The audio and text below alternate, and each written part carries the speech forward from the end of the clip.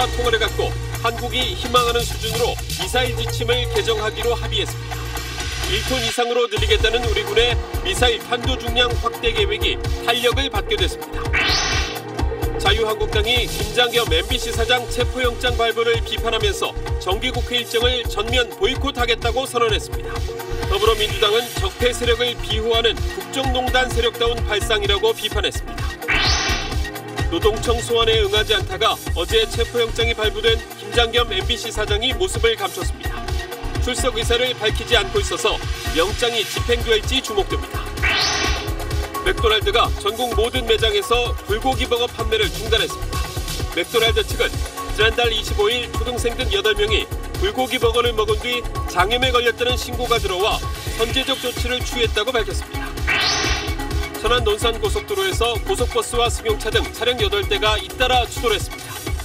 승용차에 타고 있던 부부가 그 자리에서 숨졌는데 경찰은 고속버스 기사가 졸음운전한 것으로 보고 있습니다.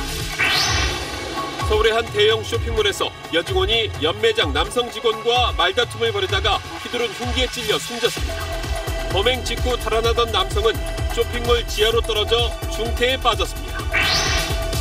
초가을 정추가 물씬 풍기는 쾌청한 주말을 맞아 나들이 차량이 몰리면서 전국 대부분 고속도로가 정체를 빚었습니다. 수확이 한창인 가을 풍경을 헬기를 타고 둘러봤습니다.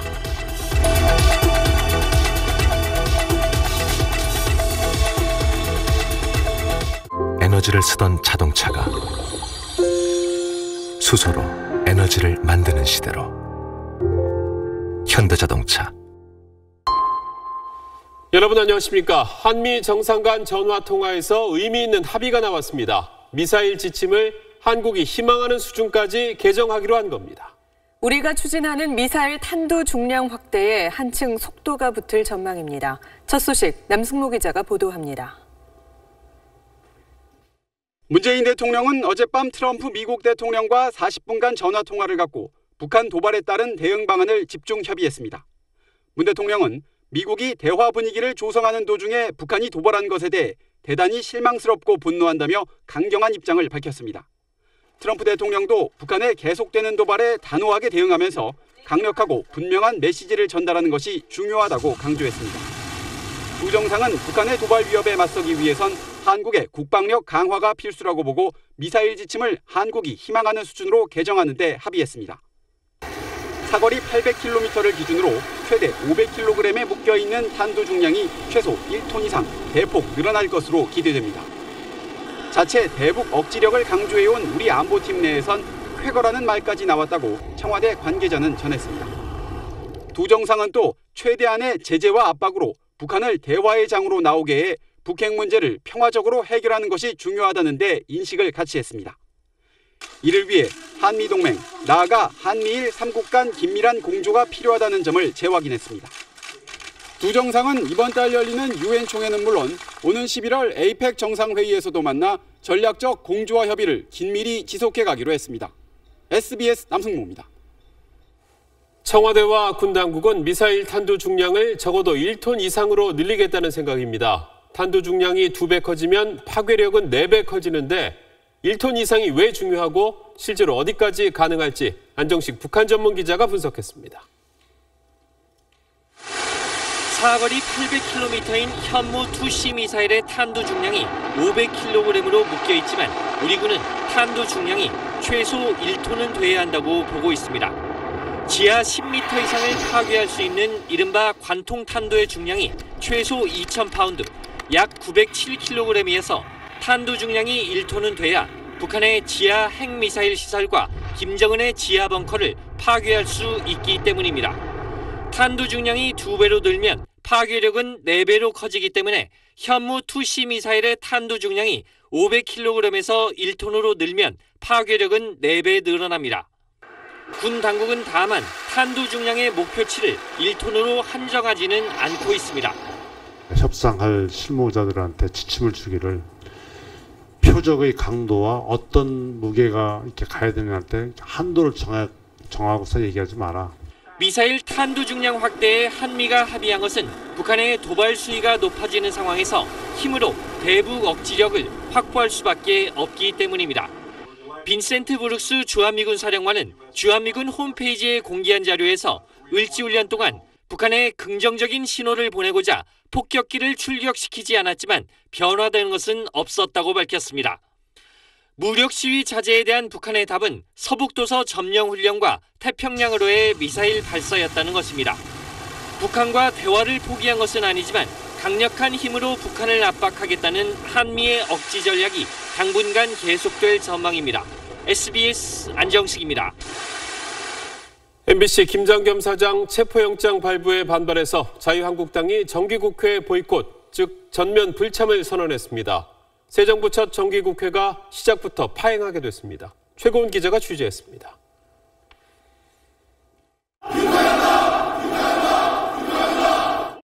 MBC 김장겸 사장에 대한 체포영장 발부에 항의해 자유한국당이 정기국회 일정 전면 거부를 선언했습니다. 노골적인 방송장악 음모라고 주장했습니다. 체포를 하겠다고 시도하는 것은 아마 독재 정권에도 없었고 국제적으로도 없었던 일이라고 저는 이렇게 생각을 합니다. 오는 월요일 본회의부터 인사청문회와 헌법개정특위 등 모든 의사 일정을 거부하기로 했습니다. 더불어민주당은 국정농단 세력다운 대국민 선전포고라고 강력히 비판했습니다. 범법자와 적폐를 옹호하기 위해 국회를 거부하는 것을 국민이 지지하겠느냐고 쏘아붙였습니다.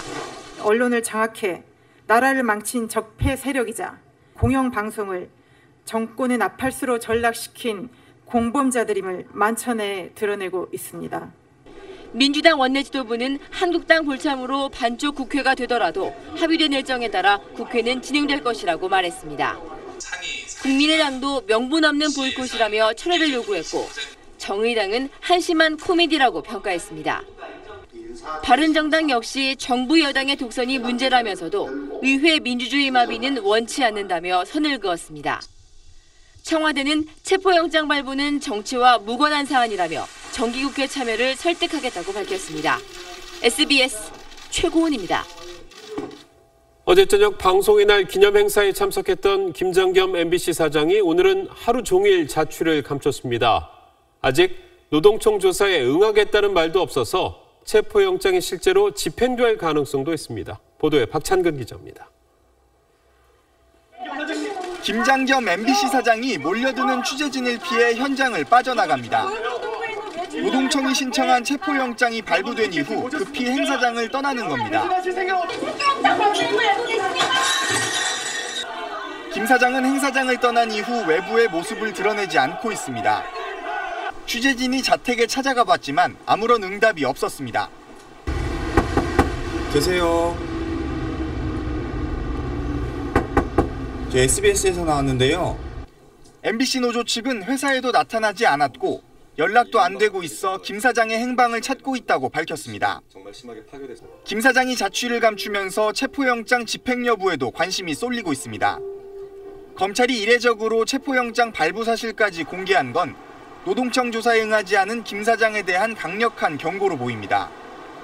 자유한국당 정우택 원내대표는 노동청이 김 사장에게 내일까지 출두를 결정하라는 통보를 했다고 말했습니다. 김 사장이 계속 조사에 응하지 않으면 실제 영장 집행이 이뤄질 가능성도 배제할 수 없습니다. 고용노동부는 김 사장이 그동안 3차례나 출석에 응하지 않았다며 계속 출석에 불응하면 체포할 수 있다고 밝혔습니다. 노동청은 김 사장이 출석하면 사내 부당 징계와 전보 조치 등에 대한 지시 여부 등 사실관계를 조사한 뒤 검찰에 송치할 계획입니다. SBS 박찬근입니다. 오늘 오후 천안 논산 고속도로에서 고속버스가 승용차를 들이받아 40대 부부가 그 자리에서 숨졌습니다. 이번에도 고속버스 운전기사의 졸음운전이 원인으로 보입니다. 노동규 기자의 보도입니다. 고속도로 위에 구겨지고 뒤집힌 차들이 엉켜 있습니다. 신음이 터져나오고 애타는 목소리로 가족에게 구조대가 온다고 알립니다. 뭘 잡아와야 돼요? 오늘 오후 4시쯤 천안 논산고속도로 논산 방향 266km 지점에서 고속버스와 승용차 등 차량 8대가 잇따라 부딪혔습니다. 57살 신모 씨의 고속버스가 차가 막혀서 행하던 48살 이모 씨의 승용차를 들이받은 게 시작이었습니다. 이 사고로 이 씨 부부가 그 자리에서 숨졌고 44살 김모 씨 등 2명도 크게 다쳤습니다. 경찰은 고속버스 운전기사 신 씨가 졸음운전을 한 걸로 보고 있습니다. 맨 앞쪽에 경찰이었으니까 사고 차량들은 서야지 우리가 생각하는 거는 뭐 좋은 문제 같아요. 블랙박스 상황을 우리가 확인해 보니까 그냥 가서 데려봤더라고요. 앞서 오전 11시쯤엔 경부고속도로 서울 방향 안성주개소 인근에서 주모 씨가 몰던 고속버스가 앞서가던 다른 고속버스를 추돌했습니다. 이 충격으로 주 씨가 숨지고 앞서가던 차량 2대까지 잇따라 들이받치면서 일대가 심한 정체를 빚었습니다. 경찰은 주 씨가 브레이크를 밟은 흔적이 없는 점 등으로 미뤄 앞을 제대로 보지 않았던 걸로 추정하고 있습니다. SBS 노동규입니다. 서울의 한 대형 쇼핑몰에서 자신을 험담한다는 이유로 남성 직원이 연매장 여성 직원을 흉기로 찔러 살해했습니다. 범행 직후 달아나던 남성은 쇼핑몰 지하로 떨어져서 중태에 빠졌습니다. 윤나라 기자입니다. 어젯밤 10시쯤 서울 강서구의 한 쇼핑몰에서 50대 여직원 조모 씨와 연매장 30대 직원 최모 씨가 말다툼을 벌였습니다. 최 씨가 주변에 자신을 험담하고 다닌다며 조 씨가 항의를 한 겁니다. 두 사람이 말다툼을 벌이던 도중 갑자기 최 씨가 흉기를 꺼내 휘둘렀고 목 부위를 다친 조 씨는 병원으로 이송됐지만 숨졌습니다. 최 씨는 근처에 있던 손님이나 다른 직원에게 흉기를 휘두르지는 않았습니다. 범행 직후 자신을 잡으려는 시민들을 피해 도망가던 최 씨는 지상 1층에서 10여 미터 아래 지하로 떨어져 의식 불명 상태에 빠졌습니다. 바로 연매장에서 각각 꽃과 액세서리를 판매했던 두 사람은 평소 사이가 원만하지 않았던 것으로 알려졌습니다. 사이가 안 좋았었죠. 비슷한 종류의 가판대 이런 걸 나는데 서로 갈등이 있었어요. 경찰은 매장 CCTV를 확보해 당시 상황을 확인하는 한편 양쪽 매장 관계자를 상대로 두 사람의 관계를 조사하고 있습니다. 경찰은 또 최 씨가 중태에 빠져 의식이 돌아오지 않았다며 깨어난다면 살인 혐의를 적용해 조사할 계획이라고 밝혔습니다. SBS 윤나라입니다. 맥도날드의 불고기 버거를 사 먹은 초등학생과 교사 등 8명이 집단 장염에 걸렸다는 민원을 제기했습니다. 맥도날드는 오늘부터 문제의 불고기 버거 판매를 잠정 중단하기로 했습니다. 한지연 기자입니다. 오늘 오후부터 전국 맥도날드 매장에서 불고기 버거 판매가 중단됐습니다. 메뉴 말씀해 주시겠어요? 네, 저 불고기 버거 세트랑요. 죄송한데 지금 저희가 전국적으로 불고기랑 더블불고기 버거가 판매 중지가 되셨거든요. 맥도날드는 지난달 25일 저녁 전주의 한 교회에서 단체로 매장을 방문해 햄버거를 사 먹은 초등학생 7명과 교사 1명 등 8명이 장염에 걸렸다는 민원을 제기했다고 밝혔습니다. 복통과 설사, 고열 등 장염 증세를 보인 초등학생 7명은 모두 불고기 버거를 먹은 것으로 확인됐습니다. 식품의약품안전처와 관할보건소는 전주 맥도날드 매장에 나와 원인 규명을 위한 조사를 진행하고 있습니다. 고객 안전을 위한 선제 조치 차원에서 조사 결과가 나올 때까지 해당 제품의 판매 중단을 결정하게 되었습니다. 앞서 지난 7월에도 4살 어린이가 덜 익은 맥도날드 해피밀 불고기 버거 세트를 먹고 용혈성 요독 증후군, 일명 햄버거병에 걸렸다는 주장이 제기됐습니다. 당시 한국소비자원 조사 결과 맥도날드의 불고기 버거에서 햄버거병을 일으키는 장출혈성 대장균은 검출되지 않았지만 식중독균인 황색 포도상구균은 기준치의 3배 이상 초과 검출됐습니다. SBS 한지연입니다. 고층 아파트가 지어지는 줄 알면서도 근처 단독주택에 입주한 경우 일조권 침해를 배상받을 수 있다는 판결이 나왔습니다. 판결의 이유가 뭔지 민경호 기자가 보도합니다. 경기 남양주의 한 주택가입니다. 단독주택이라 해 높이가 낮아지는 10월에서 3월 사이에는 길 건너 고층 아파트에 가려 해가 잘 들지 않습니다. 하루에 겨울철에 안 들어올 때는 그 아파트 사이사이에 해가 비출 때만 잠깐 집마다 조금씩 다르기는 한데 한 20에서 30분 정도. 주민들은 아파트 시행사를 상대로 손해배상을 청구했습니다. 시행사는 단독주택과 아파트 단지가 비슷한 시기에 분양됐고 심지어 일부 주택 주민은 아파트 착공 뒤에 주택 소유권을 얻은 만큼 일조권이 침해될 것을 충분히 예상할 수 있었다고 맞섰습니다. 1심 재판부는 시행사의 주장에 따라 원고의 패소를 판결했는데 항소심 재판부의 판단은 달랐습니다. 고층 아파트가 지어질 걸 알았다고 해서 일조권이 얼마나 침해될지까지 구체적으로 예상했다거나 주민들이 일조권 침해를 용인했다고 해석할 수는 없다고 본 겁니다. 이에 따라 재판부는 시행사가 주민 13명에게 3억 7천만 원을 물어주라고 판결했습니다. 아파트의 구조나 단지 배치에 따라서 일조 침해 양상이 달라지기 때문에 고층 아파트가 들어선다는 것을 예상할 수 있었다고 하더라도 일조 침해 자체를 용인한 것은 아니다라는 판결입니다. 재판부는 또 판결문에서 아파트 착공 이후 주택 소유권을 얻었다더라도 아파트 골조 공사가 완료되기 전이라면 일조권 침해에 대한 손해배상을 청구할 수 있다고 못 박았습니다. SBS 민경호입니다.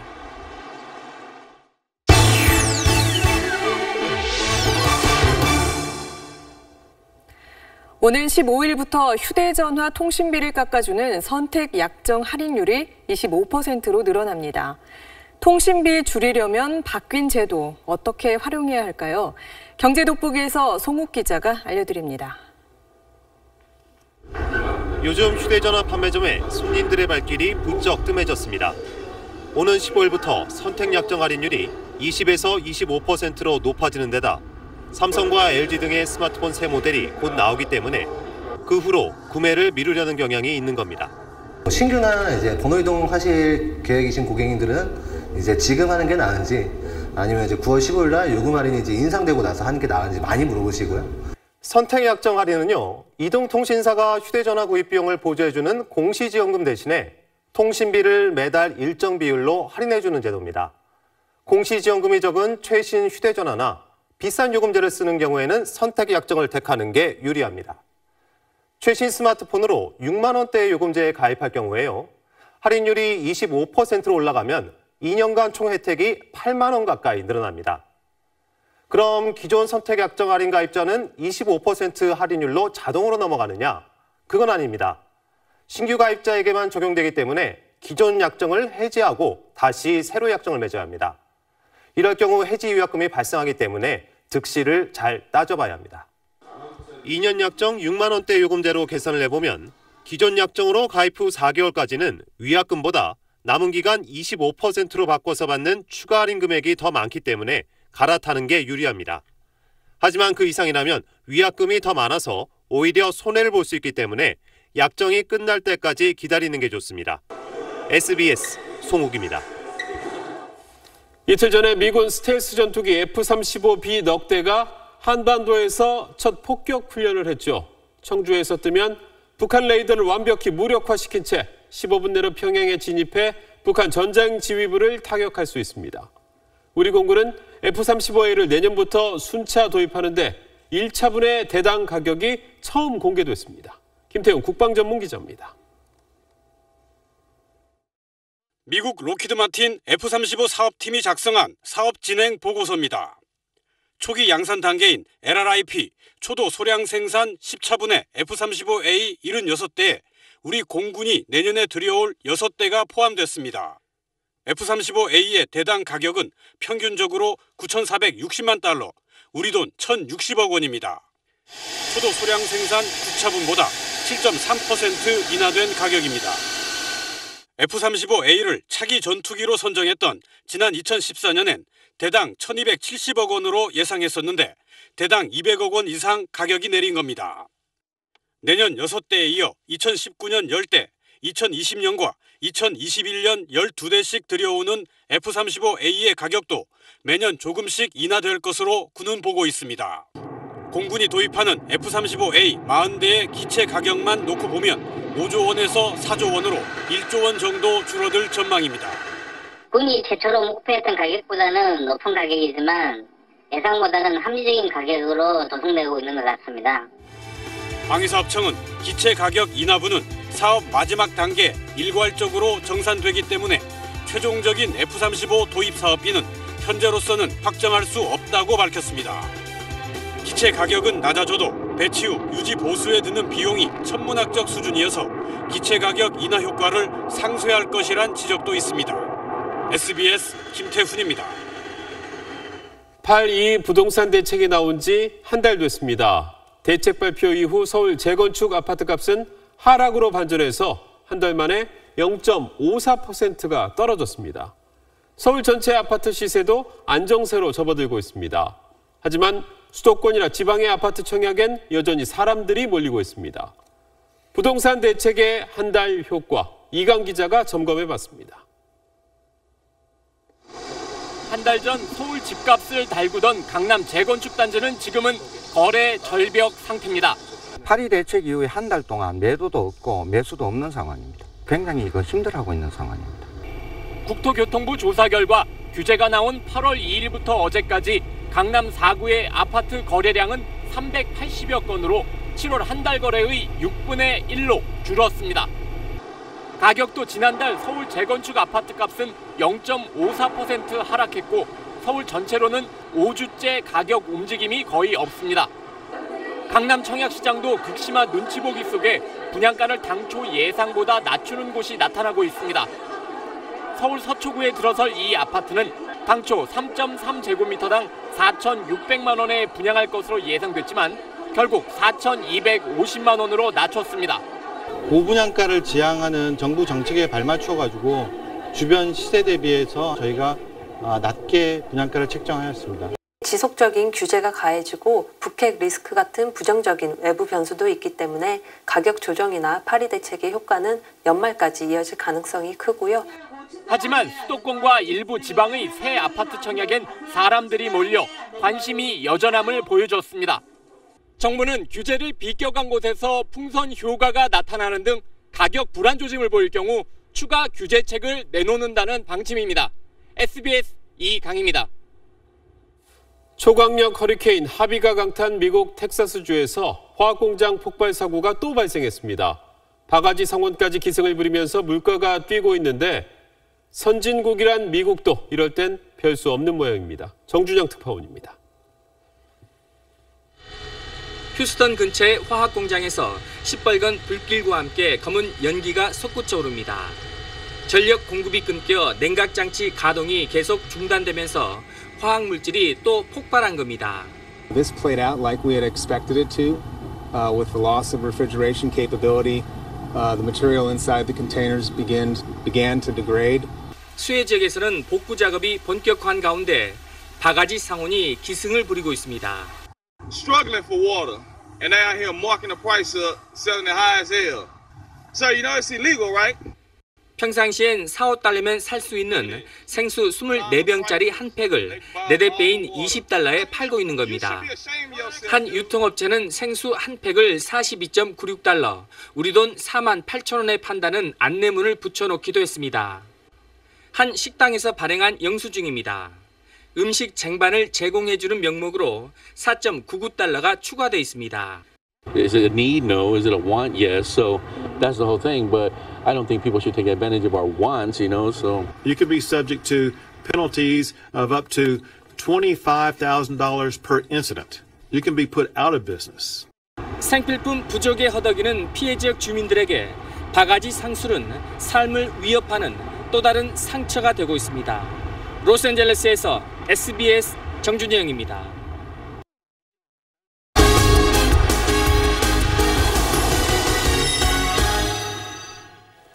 입원 환자 상태가 악화돼서 심장이 멈추면 서둘러 소생술을 해도 큰 후유증이 남습니다. 그래서 심정지가 오기 전에 미리 알아채는 게 중요하죠. 바로 이 역할을 인공지능이 할 수 있습니다. 조동찬 의학전문기자입니다. 의료진이 컴퓨터 화면을 주시하고 있습니다. 특정 환자의 이름이 화면에 나타나자 의료진은 급히 환자가 있는 병실로 이동합니다. 인공지능이 환자의 심정지 가능성을 경고한 겁니다. 위험할 수 있어서 저희가 중환자실로 바로 내려가서 치료를 좀 해야 될 것 같습니다. 세계적으로 입원 환자 1000명당 5명에게서 심정지가 발생합니다. 심장이 멈춘 뒤 신속히 심폐소생술을 받더라도 4명은 결국 사망합니다. 환자의 변화가 시시각각 일어나지만 실제 병원의 환경은 의사가 있고 간호사가 있지만 환자 옆에 언제나 24시간 붙어서 볼 수는 없다는 거죠. 인공지능 감지 시스템은 호흡수나 심장박동수 등 환자의 7가지 데이터를 자동으로 계산해 심정지 가능성을 예측합니다. 의사는 똑같은 데이터를 가지고도 심정지가 일어나기 30분 전에야 어느 정도 가능성을 예측할 수 있지만 인공지능 시스템은 24시간 전에 알아낼 수 있습니다. 예측 정확도도 70%가 넘어 의사가 할 때보다 훨씬 높습니다. 고열로 응급실을 찾았던 이재필 씨도 이 인공지능 덕분에 목숨을 구할 수 있었습니다. 연구팀은 더 많은 환자의 데이터가 구축되면 심정지 예측 정확도를 높일 수 있을 것으로 전망했습니다. SBS 조동찬입니다. 일제시대에 태어나 전쟁 겪고 힘들게 사시느라 글을 배우지 못한 어르신들이 생각보다 많이 계십니다. 지금 소개될 조남순 할머니도 그러셨는데 늦게라도 글을 배운 덕분에 40년 전 아들이 군대에서 보낸 편지를 이제 읽을 수 있게 됐습니다. 이서훈 기자입니다. 얘는 그러면 어르신들의 한글 공부가 한창입니다. 올해 76살인 조남순 할머니는 4년 전 딸의 손에 이끌려 이곳에 입학했습니다. 9살 때 한국전쟁을 겪고 남편을 여인 뒤 홀로 세 자녀를 키우느라 제대로 글 공부를 못했습니다. 평생 이름 석자도 모르고 살았지. 말도 못하지 불편한 점이. 한글을 깨치면서 반평생 응어리진 한도 풀었습니다. 40년 전 군대에서 아들이 보냈던 편지를 읽게 된 것입니다. 글을 모르는 게 알려질까 봐 두려워 누구에게 읽어달라는 부탁도 못하고 장롱 속에 보관해둔 편지였습니다. 엄마가 진짜 미안하다, 바보다, 진짜. 어머니 무슨 그런 소리 합니까? 그 시대는 다 못 배운 사람이 많아요. 절대 신경 쓰지 마세요. 할머니는 이런 소회를 40년 전 편지라는 시에 담았습니다. 40년을 넣어둔 눈물 바람 손에 들고 떨리는 가슴으로 이제야 펼쳐본다. 이 시로 할머니는 오늘 열린 문해의 달 선포식에서 교육부 장관상도 받았습니다. 한글을 읽고 쓰지 못하는 비문해자 수는 전국에 264만 명. 오늘도 수많은 어르신이 한 손에 연필을 쥐고 새 인생을 시작하고 있습니다. SBS 이성훈입니다.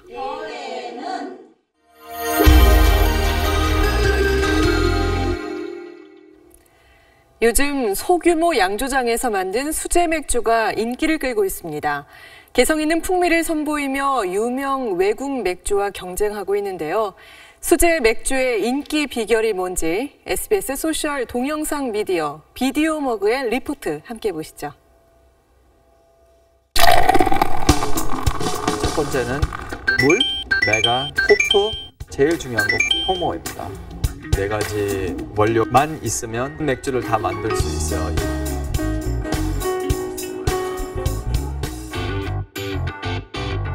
서울의 한 펍에서 수제 맥주를 만들어 파는 도정한 씨. 한국 사람들이 외국 수제 맥주 마실 때 와, 이런 세상이 있다 얼굴에 표현이 나와요. 그래서 나도 이거보다 더 맛있게, 더 신선하게 만들 수 있는데 회사 때려치고 한번 해보자. 2014년 주세법이 개정되면서 소규모 양조장에서 만든 맥주를 시장에 유통할 수 있게 됐는데 도시가 양조장을 만든 것도 이 무렵입니다.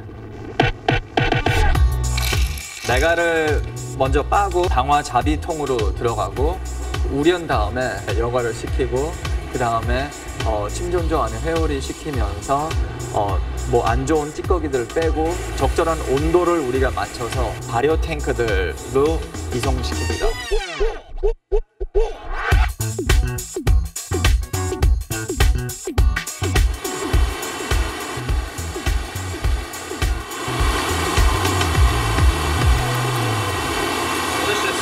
Make the beer a little bit sour or tart, similar to like yogurt or kimchi. We'd be a little bit more adventurous, and we got our lactobacillus from kimchi from the local restaurant. 김치 유산균으로 만든 맥주, 와인 오크통을 활용한 맥주처럼 이곳에서는 다양한 향과 맛을 내는 12가지 맥주를 만듭니다. 소비자들의 취향에 맞춰 알코올 도수나 풍미를 조절하고 실험적인 맛도 선보이면서 유명 외국 맥주와 경쟁합니다. 국제대회에서 상을 4개 탔어요. 한 600군데에서 유통하고 있고요. 펍에서도 하고 뭐 호텔, 식당, 소규모 양조장이니까 현재는 우리가 맛하고 편의점은 유통을 안 합니다. 국내 수제 맥주 시장은 200억 원 규모로 최근 3년간 가파르게 성장했습니다. 내년부터는 수제 맥주를 편의점이나 마트에서 팔 수 있도록 규제도 완화됐습니다. 하지만 진짜 바뀌고 있는 건 음주 문화일지도 모릅니다. 이제는 취하기 위해서 마시는 거 아니고 이제 사람들하고 대화하면서 천천히 더 즐길 수 있는 수제 맥주를 훨씬 더 많이 찾는 것 같아요.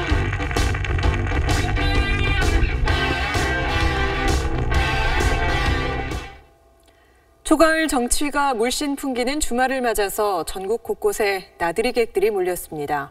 누렇게 벼가 익은 논에선 이른 추수 작업이 한창인데요. 김혜민 기자가 가을 풍경을 둘러봤습니다. 높은 가을 하늘 아래 끝없이 펼쳐진 평야. 연두빛 들판이 서서히 노란색으로 물들어가며 수확을 기다리고 있습니다. 누렇게 변한 논에선 이른 추수 작업이 한창입니다.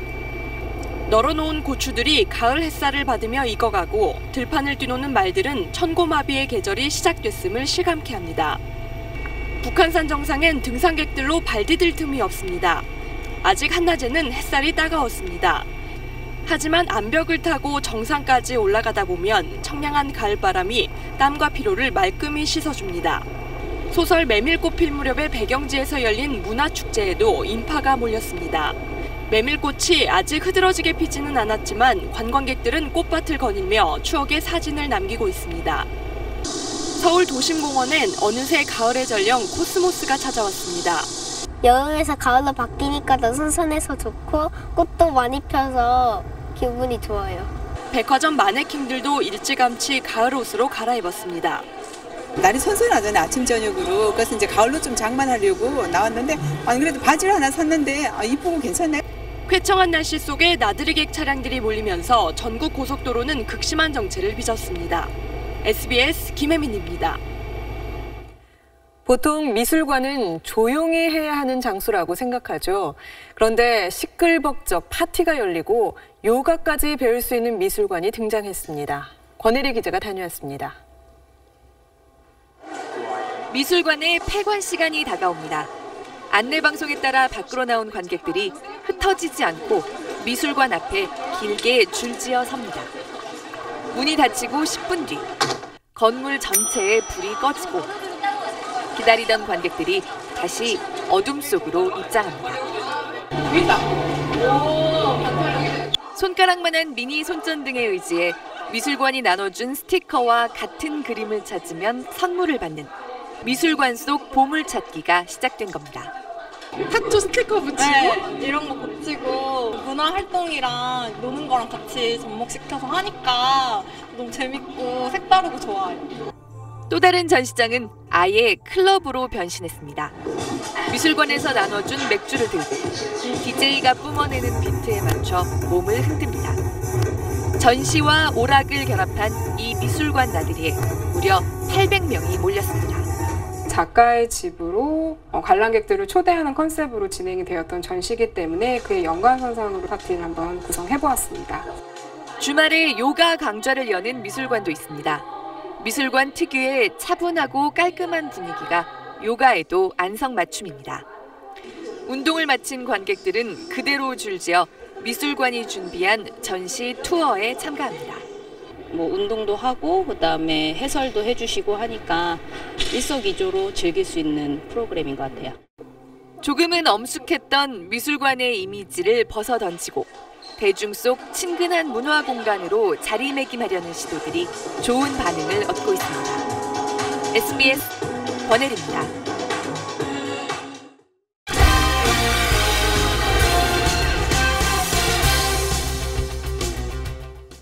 안녕하십니까. 스포츠 뉴스입니다.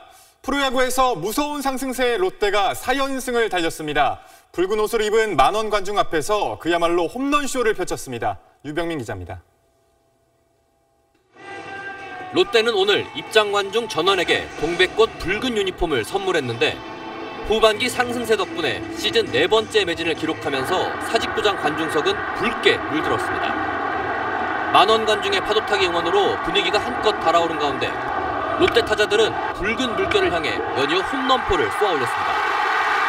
외국인 타자 번주와 강민호가 담장을 넘기며 그야말로 열광의 도가니를 만들었습니다. 선발 린드블럼이 6이닝 무실점 호투를 펼친 가운데 선발 전원 안타를 터뜨린 롯데가 한화를 크게 누르고 4연승을 달렸습니다.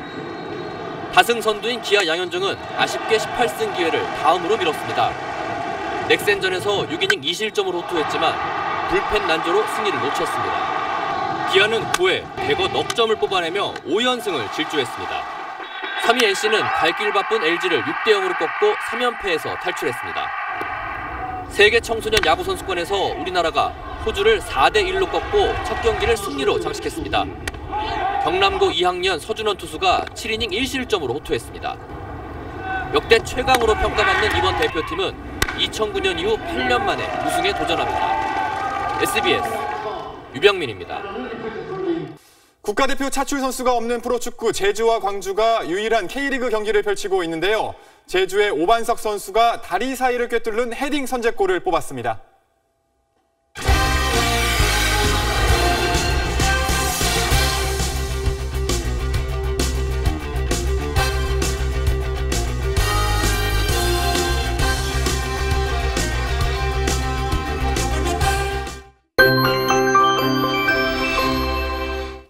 전형적인 초가을 날씨가 이어지고 있는 가운데 곳곳에서 다양한 축제 소식들이 들려오고 있습니다. 먼저 다음 주 후반엔 홍성에서 대하축제를, 9월 중순부턴 민둥선 억새꽃 축제나 김제 지평선 축제 등 가을의 정취를 물씬 느낄 수 있는 축제들이 펼쳐지니까요. 나들이 계획 세워보셔도 참 좋겠습니다.